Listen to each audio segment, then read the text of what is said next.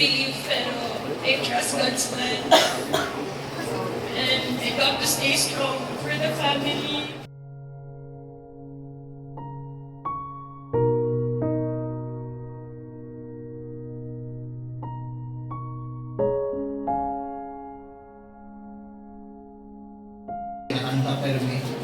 This song called Everything.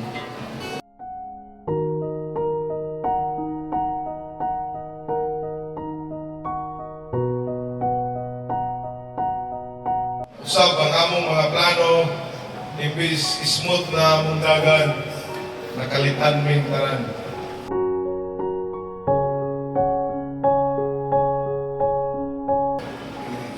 Nangayon siya oras sa amo. Panahon po sa iyang pagkadisgrasya, padulong po ko sa akong handshaking.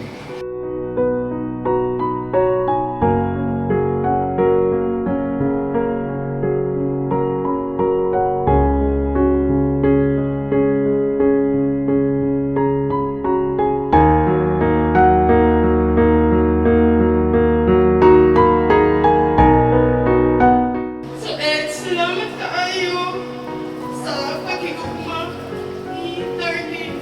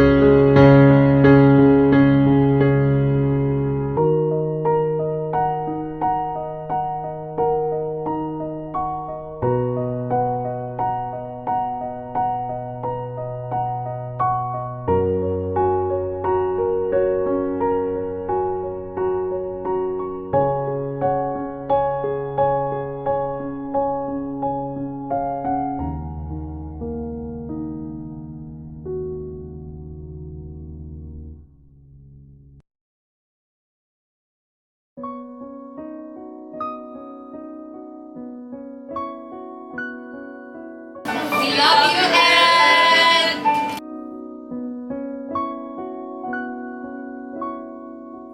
Paano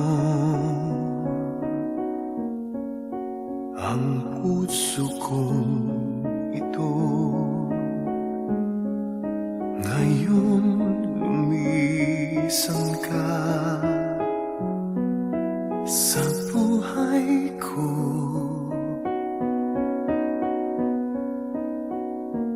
Kung kailan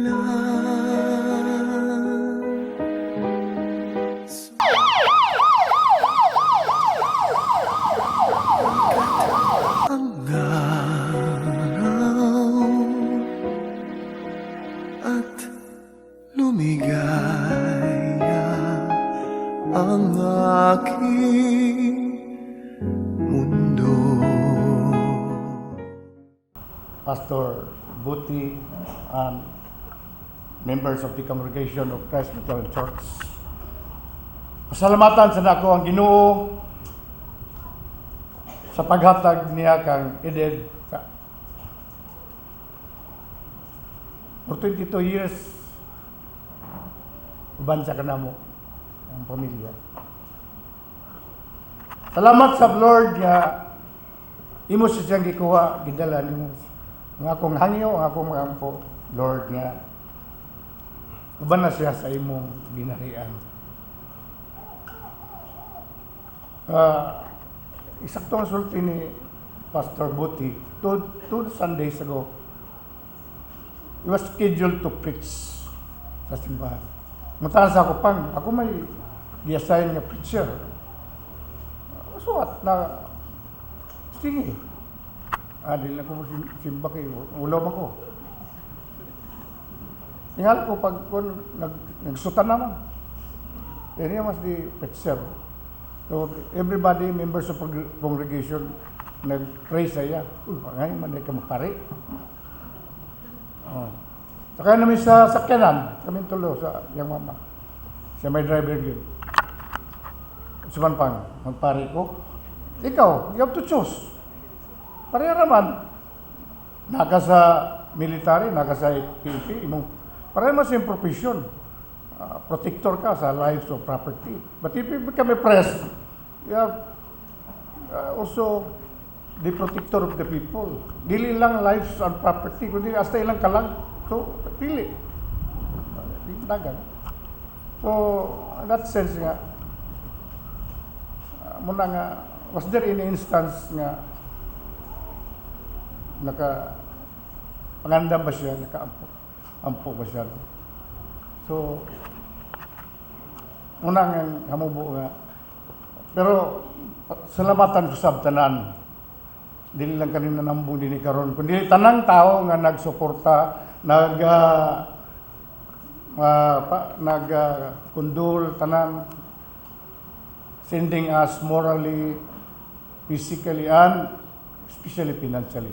Mayor Orlando Clarix Uy, members of the 20th City Council, Vice Mayor Bibot Rodriguez, Congressman Rufus ang family, and tanan mga, especially ang nag-rescue kaniya dito sa Tulay Suki, gina niya nga lugar kay ikaupat naman to niya nga disgrasya. So tanan nag-attending physician. So tulo na urag na pulo kubok katabang sa iya pagka Ed is my personal driver, my bodyguard, my rescuer. Kaya wala ko mag-drive, labi na ko yung mga engagement, siya akong ipatawagon kay mo rescue na ko. And I was his mentor. Up to the last hour sa ilang pag-take sa board exam, ako yung konsulta tanong sa. So, ang kapait lang kay, imbis na ko yung rescuer, nagpa-rescue siya, wala siya ng patabang sa ako, damot lain tao yung ikon. Sakit ba, pero ako mauluwas nun. Tanang mga kauban niya, wala din But anyway, nag-isulti ni Pastor nga, if God's will, then that will be done. What kay mahimo. So, una nga,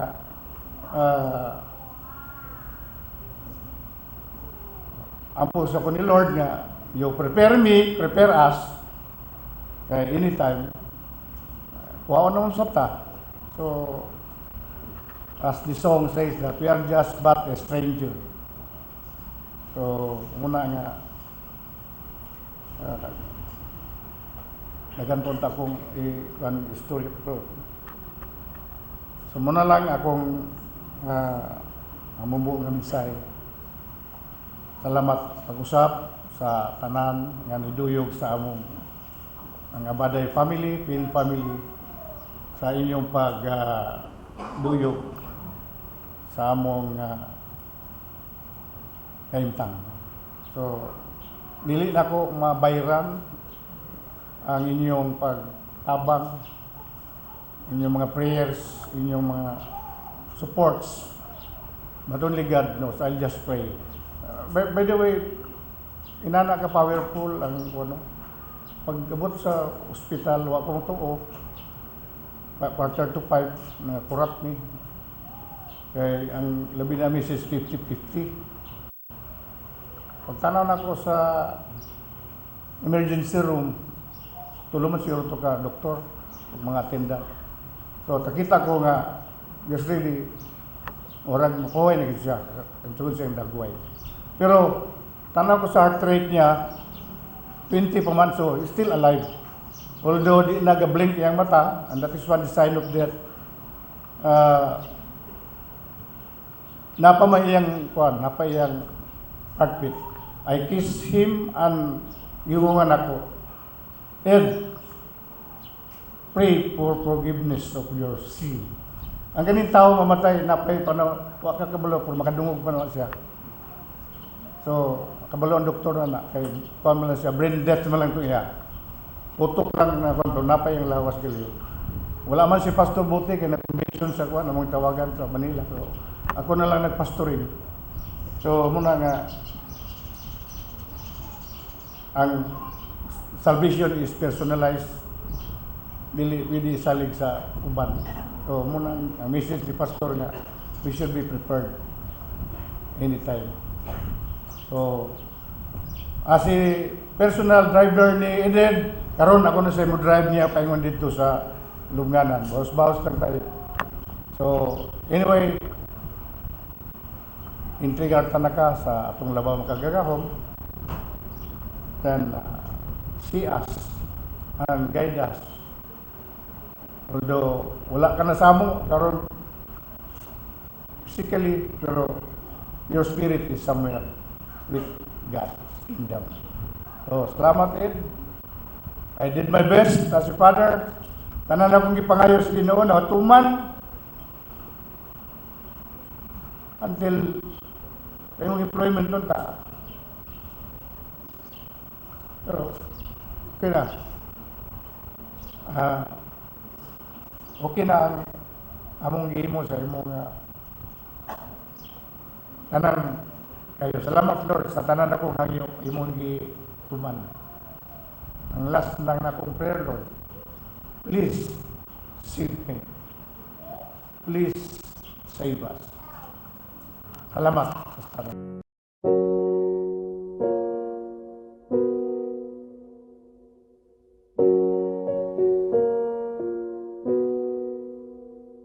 I took the supermarket flowers from the windowsill. I threw the day old tea from the cup. Packed up the photo album Matthew had made. Memories of a life that's been loved. Took the get well soon cars and stuffed animals. Pulled the old ginger beer down the sink. Dad always told me, don't you cry when you're down. But Mum, there's a tear every time that I blink. Oh, I'm in pieces, it's tearing me up. But I know a heart that's broke is a heart that's been loved. So I'll sing hallelujah. You were an angel in the shape of my mom. When I fell down, you Those times we cried with Ed. Spread your wings as you go. Those times we struggled with takes Ed. you back, he'll say hallelujah, you're home. And now we are here to let him rest in peace.